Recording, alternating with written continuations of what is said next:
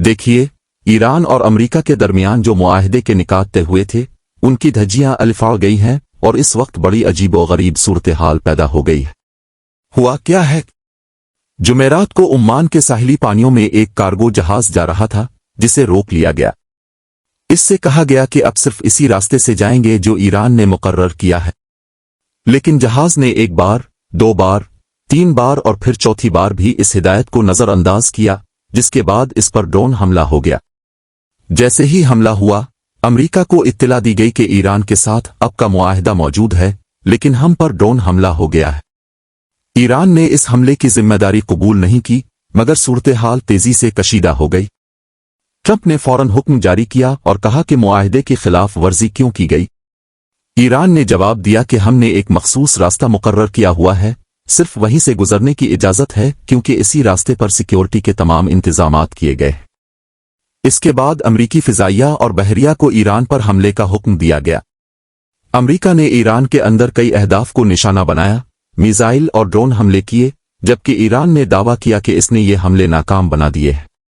बाद अज़ां ईरान ने ऐलान किया कि अगर अमरीका ने दोबारा हमला किया तो इस बार ऐसा जवाब दिया जाएगा जिसका तसव्वुर भी नहीं किया जा सकता। इसी दौरान ईरान ने खित्ते में मौजूद अमरीकी फौजी अड्डों पर भी हमला किया और सख्त वार्निंग जारी की। ये पूरी सूरत हाल कोई बहुत बड़ा हमला नहीं थी, लेकिन मुआहदे की खिलाफ वर्जी जरूर हुई। जैसे ही कतर को इसका इल्म हुआ, दोहा से फौरी तौर पर तेहरान और वाशिंगटन दोनों को फोन किए गए। दोनों ममालिक से कहा गया कि अब दोबारा जंग की तरफ क्यों बढ़ रहे हैं। कतर ने फौरी मुदाखलत करते हुए दोनों फरीकों को हालात काबू में रखने का मशवरा दिया।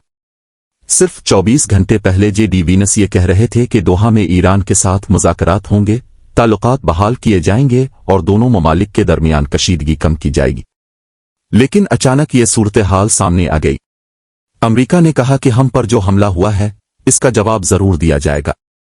दूसरी जानिब ईरान ने मुवक्कफ इख्तियार किया कि अमरीकी हमला नाकाम बना दिया गया और उसका भरपूर जवाब भी दे दिया गया है। अब अमरीका ईरान पर जंग बंदी की खिलाफ वर्जी का इल्जाम लगा रहा है, जबकि ईरान अमरीका पर यही इल्जाम आयद कर रहा है।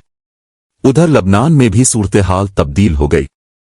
लबनान की हुकूमत ने इसराइल के साथ मुआहदा कर लिया, जबकि हिज़्बुल्लाह का मौक़िफ़ अलग रहा।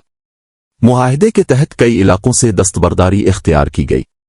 बाद अज़ां अवाम सड़कों पर निकल आए, जबकि ईरान ने खबरदार किया कि अगर इसराइली फौज लबनान से वापस न गई तो सख्त कार्रवाई की जाएगी।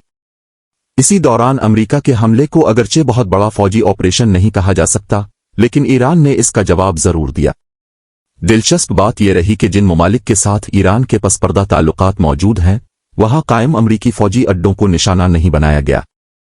इस वक्त जो सूरत हाल पैदा हुई है, इसमें एक अहम बात यह भी है कि दोनों ममालिक के दरमियान एक MOU पर दस्तखत हो चुके थे। इसका मतलब यह था कि एक बाकायदा मुआहिदा तय पा चुका था, लेकिन इसके बावजूद ऐसे वाकयात पेश आना कई सवालात को जन्म देता है। जब अमरीका ने हमला किया तो बहुत से लोगों को उसकी तवक्को नहीं थी, क्योंकि मुआहिदा पहले ही हो चुका था। हमले के फौरन बाद कतर ने मुदाखलत करते हुए कोशिश की कि ईरान जवाबी कार्रवाई न करे, लेकिन ईरान का कहना था कि वो जवाब जरूर देगा, चुनांचे इसने जवाबी हमला कर दिया। इसके बाद कतर ने दोबारा दोनों ममालिक से राब्ता किया और मजीद कशीदगी से बचने की अपील की। जे.डी. वीनस समेत कई अमरीकी हुक्काम के बयानात भी सामने आए, जिनमें सख्त रद्द अमल की बात की गई। बाद में GCC ममालिक भी मुतहर्रिक हुए।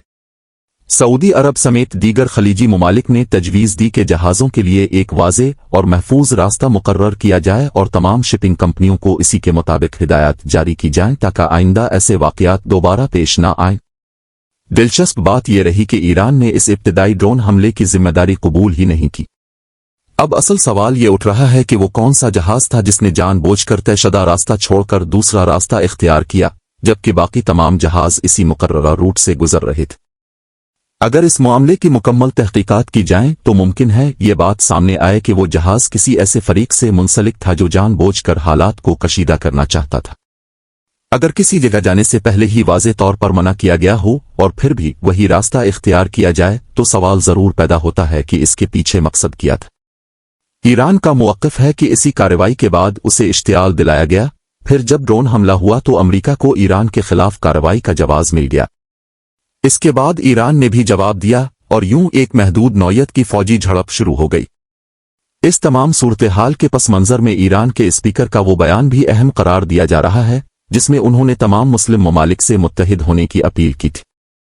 उन्होंने कहा था कि सब इस्लामी ममालिक एक हो जाएं और मिलकर इसराइल के खिलाफ मुश्तरका महाज कायम करें। उनके मुताबिक इसराइल के खिलाफ एक फौजी इत्तेहाद की जरूरत है। इस बयान के सामने आने के फौरन बाद ये जहाज वाला वाकया पेश आया जिसके बाइस खित्ते में कशीदगी मजीद बढ़ गई। अब सवाल यह है कि अगर हालात इसी तरह आगे बढ़ते रहे तो आइंदा क्या होगा। बाज हलकों का ख्याल है कि अगर दोबारा हमला हुआ तो इसका बराह रास्त असर अमरीका पर भी पड़ सकता है। इसी वजह से कतर ने दोनों ममालिक के दरमियान कशीदगी कम करने के लिए भरपूर सिफारती कोशिशें की। कतर की सबसे बड़ी तशवीश ये थी कि अगर दोनों ममालिक ने मजीद हमले किए तो आइंदा चंद दिनों में सूरत हाल पहले से कहीं ज्यादा खराब हो सकती। इसीलिए इसने अमरीका को भी पैगाम दिया कि मजीद कार्रवाई न की जाए और ईरान से भी तहम्मुल का मुजाहरा करने की दरख्वास्त की। इस वक्त अमरीका के बारे में यह भी कहा जा रहा है कि वो अभी बड़े पैमाने पर जंग छेड़ने की पोजीशन में नहीं है। दूसरी तरफ बाज तज्जियाकारों का ख्याल है कि यह पूरा वाकया एक मुनज़्ज़म साजिश भी हो सकता है। ये इम्कान भी जाहिर किया जा रहा है कि जिस जहाज ने ममुआ रास्ता इख्तियार किया शायद इसे जानबूझकर इस तरफ भेजा गया ताकि ईरान को इश्तियाल दिलाया जा सके और फिर पैदा होने वाली सूरत हाल को मजीद जंग की तरफ ले जाया जाए। अमरीका भी इस बात से अच्छी तरह वाकिफ है कि अगर हालात इसी समत में आगे बढ़े तो बड़े पैमाने पर तबाही हो सकती है। दूसरी जानिब इसराइल पर यह इल्जाम भी लगाया जा रहा है कि वो किसी न किसी तरह इस तनाज़ो को जारी रखना चाहता है ताकि खित्ते में एक नई जंग शुरू हो जाए। जहां तक ट्रंप का ताल्लुक है, बाज लोगों का कहना है कि वो खुद जंग नहीं चाहते, लेकिन यह भी कहा जा रहा है कि हर फैसला सिर्फ सदर के इख्तियार में नहीं होता।